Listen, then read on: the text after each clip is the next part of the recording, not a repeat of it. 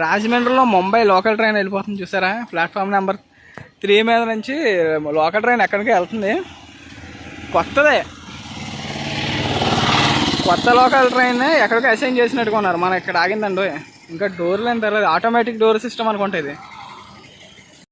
ఇది south eastern railway జోన్కి సంబంధించింది. అంటే మనకి హౌరాకి సంబంధించిన లోకల్ ట్రైన్ అనుకుంటా. మనకి ఇప్పుడు కొత్తదే అసైన్ చేశారు ఎక్కడికో.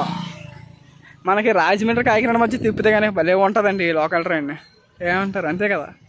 రాజమండ్రి కాకినాడ మధ్య ఈ లోకల్ ట్రైన్ తిప్పితే కనుక భలే ఉంటుంది. ప్లాట్ఫామ్ నెంబర్ 3 మీద ఉంది మన రాజమండ్రి రైల్వే స్టేషన్లో లోకల్ ట్రైన్. బాగుందా, కొత్తది.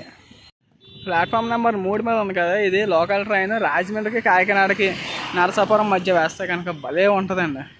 కాకినాడ నుంచి రాజమండ్రి, రాజమండ్రి నుంచి నరసాపురం మధ్య వేసి ఉంటే కనుక భలేగా ఉంటుంది. ఎందుకంటే కేవలం 1 గంట వ్యవధిలో 4-5 ట్రిప్పులు కింద చేసుకుందానికి వచ్చిందనుకోండి. 4-5 ట్రిప్పుల కింద రాజమండ్రి అండ్ చుట్టుపక్కల ఉన్న కాకినాడ, నరసాపురం ప్రాంతం వరకు కూడా ఇది బాగా యూస్ఫుల్ అవుతుంది. ఎందుకంటే కాకినాడ, నరసాపురం అనేది రాజమండ్రికి కొంచెం అవుట్ సైడ్లో ఉంటుంది అనమాట. ఈ అవుట్ సైడ్కి ఉండడం వల్ల వాళ్ళకి ఇది ఇబ్బంది. కానీ ఇదైతే కనుక లోకల్ ట్రైన్ వేస్తే కనుక ఎక్కడి నుంచైనా డైరెక్ట్ రాజమండ్రి మెయిన్ జంక్షన్, అదే రైల్వే స్టేషన్ కాబట్టి ఇక్కడ దిగి ఇక్కడ నుంచి ట్రైన్ మారి వీళ్ళు లోకల్ ట్రైన్లోకి వెళ్ళినట్టు కూడా ఉంటుంది.